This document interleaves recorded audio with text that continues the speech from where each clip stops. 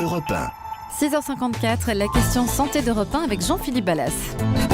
Attention là, on ne plaisante pas. Pour les fêtes de fin d'année, ils vont traquer les fraudes, veiller à la bonne qualité sanitaire de vos aliments. C'est vous qui nous l'annoncez, Jean-François Lemoine. Jusqu'au 10 janvier donc, les hommes du ministère de l'Agriculture vont renforcer leur contrôle.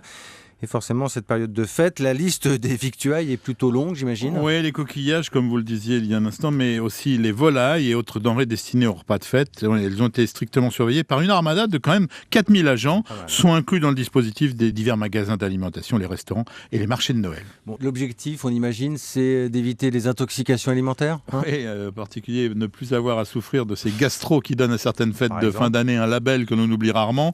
Souviens-toi, tonton, de la gastron de 2004, on avait tous passé Noël au lit. Alors pour éviter cela, Jean-François, les contrôles donc ont été renforcés, je le disais, à tous les niveaux de la chaîne industrielle.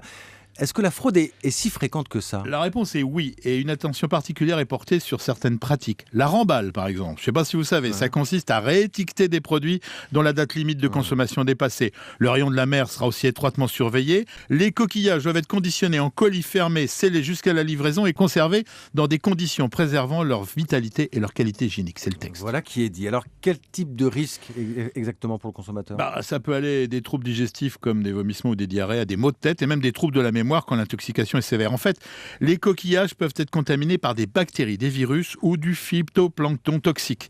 Mais l'un des principaux risques, et on doit insister là-dessus, c'est évidemment la gastroentérite. Alors, il y a un point intéressant quand même, Jean-François, c'est la conservation, mais à la maison. Ouais, alors je vais vous raconter une tranche de vie classique pendant les fêtes, et je le répète chez ceux qui ont la chance de pouvoir les fêter traditionnellement, le frigo est plutôt débordant.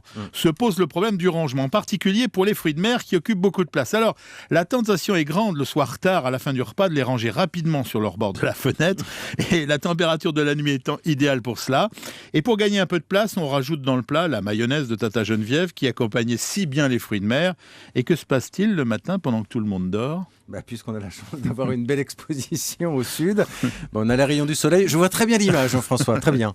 Et c'est évident, et qui transforme le plat sous sa couche de plastique transparent, car on aime l'hygiène chez les Ballas, en bain-marie et en culture de microbes, en particulier la mayonnaise. La température extérieure trompe et on mange les restes frais, mais plein de microbes. Alors, est-ce qu'il y a des conseils à donner justement au moment de cuisiner les coquillages ? Bien sûr, il faut les laver soigneusement, les conserver vivants au réfrigérateur, et attention, pas plus d'une journée.